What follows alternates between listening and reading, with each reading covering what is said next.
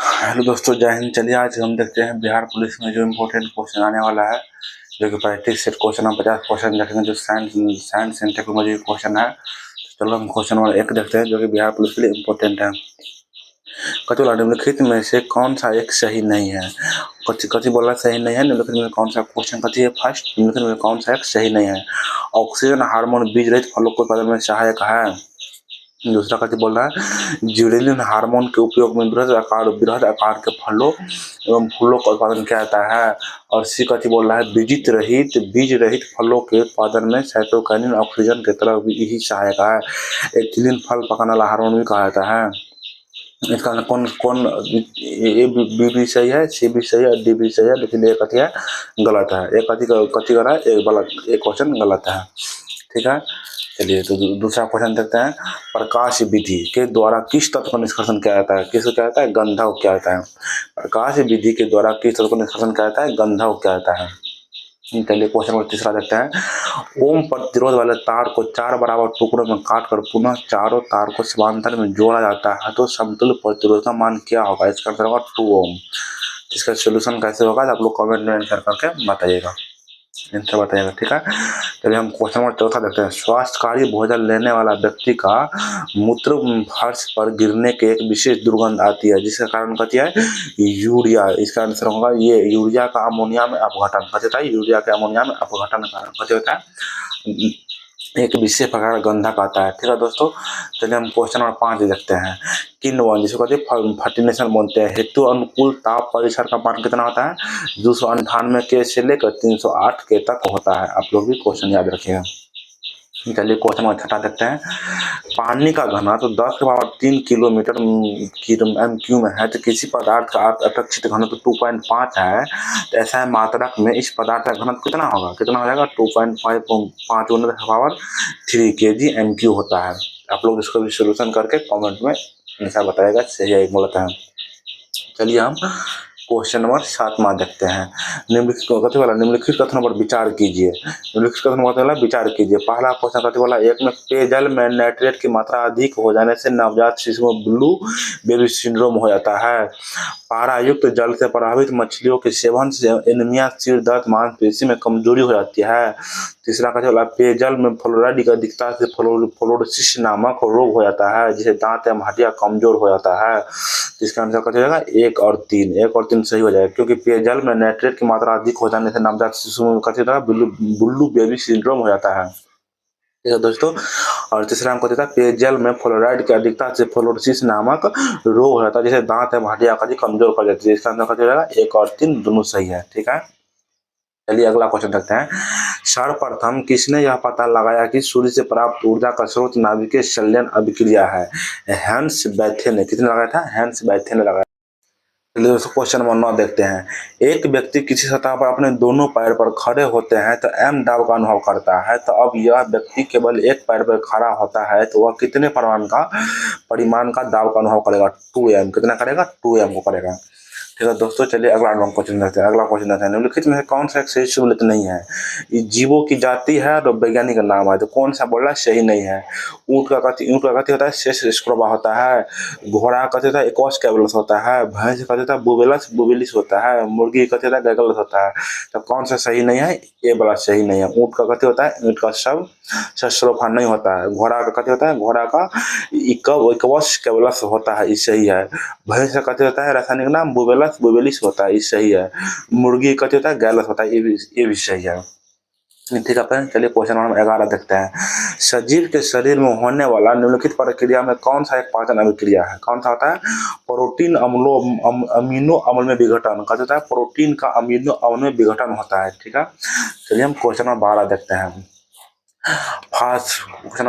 Phosphorus का परमाणु द्रव्यमान 31 है। 124 ग्राम फास्फोरस में फास्फोरस के अणुओं की संख्या कितनी होती है? 2.4088 गुने 10^24 हो जाता है। ठीक है दोस्तों, चलिए क्वेश्चन नंबर 13 देखते हैं। समान मानव का रुधिर बहने का समय और जमने का समय क्रमशः और होता है, कितना होता है? 2 मिनट 7 सेकंड से लेकर 3 मिनट 10 सेकंड तक होता है। तो ठीक है, चलिए हम क्वेश्चन नंबर 14 देखते हैं।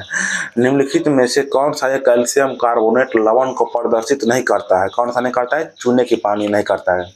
ठीक है, चलिए हम क्वेश्चन नंबर 15 देखते हैं। बोल रहा है निम्नलिखित कथनों पर विचार कीजिए। ताप बढ़ने पर द्रवों का सांद्रता बढ़ती है, और दूसरा कथन बोला ताप बढ़ने से गैसों की सांद्रता घटती है। कथन होगा इसका आंसर न तो 1 होगा न ही 2 होगा। ठीक है दोस्तों, चलिए हम क्वेश्चन नंबर 16 देखते हैं। कथी वाला भारत में कुछ दशकों में उपग्रह प्रक्षेपण यानों को बनाया, निम्न में से 1, 2, 3 और 4 यानों को बनाने का सही कालक्रम क्या है? नीचे के कूट के सही उत्तर दिए। जैसे कि दोस्तों, जैसे जितने भी अगर 3-4 जो उपग्रह जो बना गया था, इसमें पहले एक में कथी था, पहले फिर कौन आया, तब कौन आया?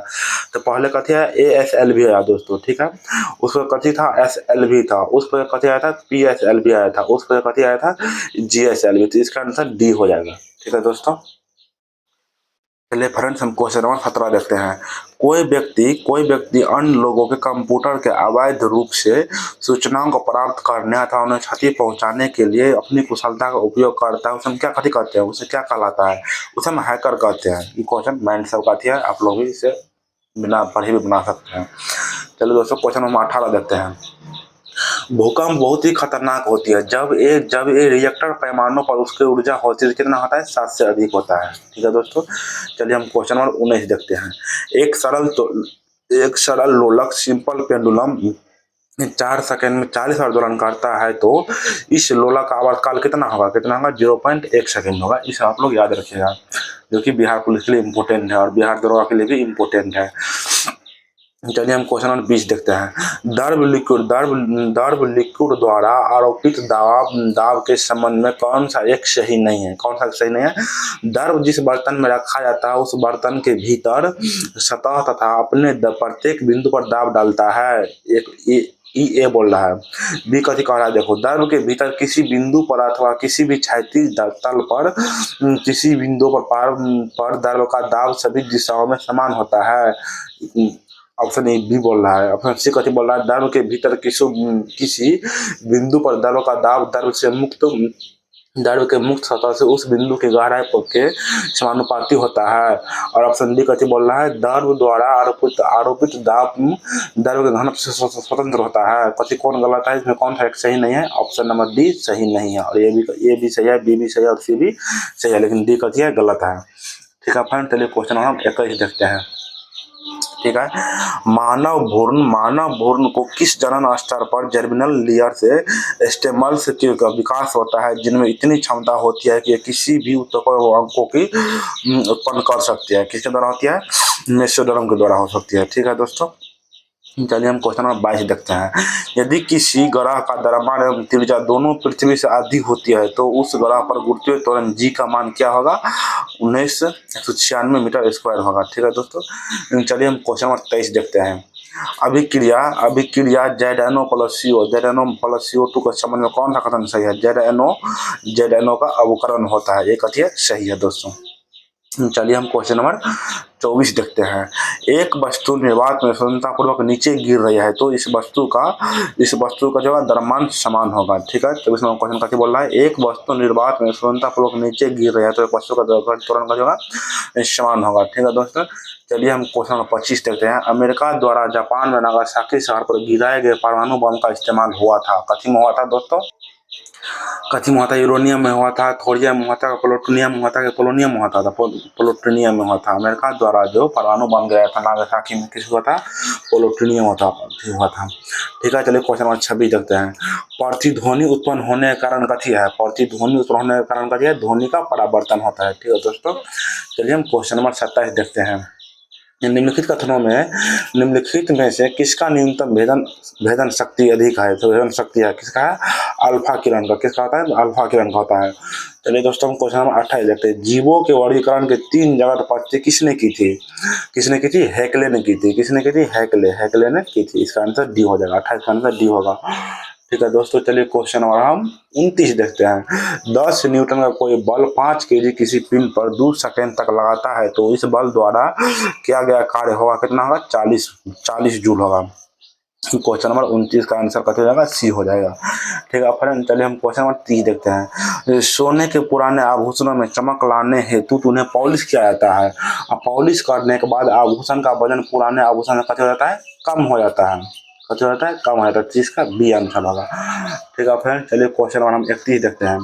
निम्नलिखित में से कौन सी एक अति संक्रिय अधातु है जो वायु में खुला छोड़ देने पर आग पकड़ लेती है? किसमें होती है? फास्फोरस में होती है। क्वेश्चन नंबर 31 का कौन सा आंसर? सी होगा।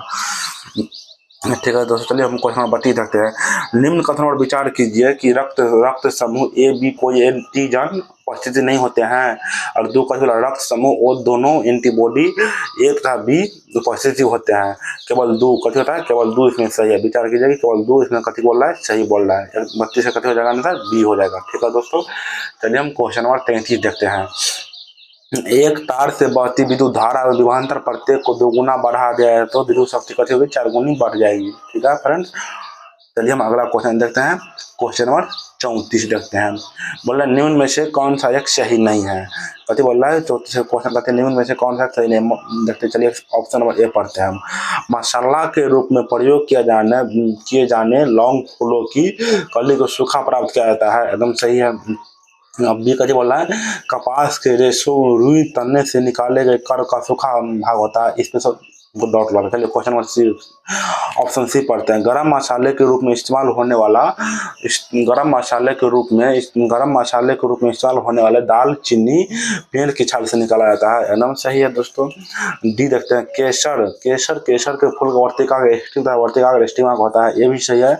इसमें गलत कौन हो गया? ऑप्शन नंबर बी कथी हो गया? गलत हो गया दोस्तों। चलिए हम क्वेश्चन नंबर 35 देखते हैं। हेक्सामिथाइलिन डाइमीन और एडिपिक एसिड के संघनन से प्राप्त पॉलीमर निम्न में से कौन है? कौन है दोस्तों? तो नायलॉन 66 है। क्या है? नायलॉन 66 है। Question number 35। चलिए फ्रेंड्स हम क्वेश्चन नंबर 36 देखते हैं। बर्फ का टुकड़ा जब पानी पर पलवन तैरात करता है तो उसका कितना भाग पानी के भीतर डूबा रहता है? कितना रहता है? 11/12 भाग पानी के भीतर डूबा रहता है। ठीक है दोस्तों, चलिए हम क्वेश्चन नंबर 37 देखते हैं। ठीक है, निम्न में से कौन सा मानव गुर्दे मतलब किडनी का समान कार्य नहीं है? कौन सा नहीं है? रक्त में शर्करा ग्लूकोज की मात्रा को नियंत्रण करना, किसका काम नहीं है? किडनी का काम नहीं होता है। ठीक है दोस्तों, चलिए हम क्वेश्चन नंबर 38 देखते हैं। क्वेश्चन नंबर 38 थोड़ा बड़ा है, तब पर हम लोग इसे मैनेज कर लेते हैं।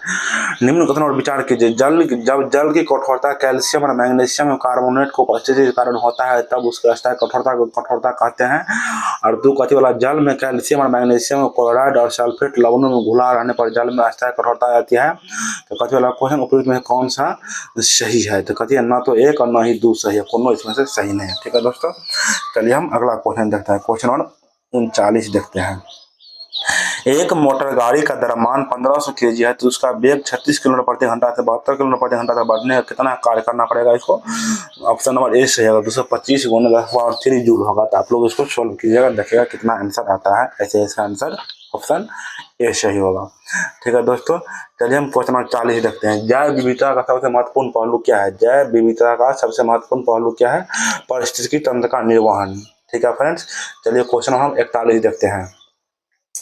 एमिनोसेंटेसिस के एक तरीका कथी है जो बताता है कि भ्रूण में लिंक को जानकारी, जैसे भ्रूण जो है ना, जिसमें बच्चा होता है, भ्रूण जो रहता है उसमें लिंक का जानकारी देने के लिए किससे कथी करते हैं? एमिनोसेंटेसिस को कथी करते हैं, जो कि अभी बैन हो गया। ठीक है दोस्तों, चलिए हम क्वेश्चन नंबर 42 देखते हैं। निम्न में से कौन सा एक सही नहीं है? सल्फर डाइऑक्साइड तथा क्लोरीन दोनों ही विरंजक का गुण प्रदर्शित करते हैं, और सल्फर डाइऑक्साइड जल की उपस्थिति में ही विरंजक का गुण प्रदर्शित करते हैं, जबकि क्लोरीन जल की अनुपस्थिति में विरंजक गुण का प्रदर्शित नहीं करते हैं। हमको लगता है ऑप्शन नंबर बी गलत है। चलिए ऑप्शन सी देखते हैं। सल्फर डाइऑक्साइड की विरंजक क्रिया अवकरण द्वारा होती है, जबकि क्लोरीन ऑक्सीकरण द्वारा विरंजक क्रिया होता है, ये भी सही है। डी कथी वाला? सल्फर डाइऑक्साइड को विरंजक क्रिया अस्थायी होती है, जबकि क्लोरीन विरंजक क्रिया में अस्थायी होती है, ये भी सही है। तो कौन गलत था? ऑप्शन नंबर बी गलत था क्वेश्चन का। चलिए हम 43 नंबर क्वेश्चन देखते हैं।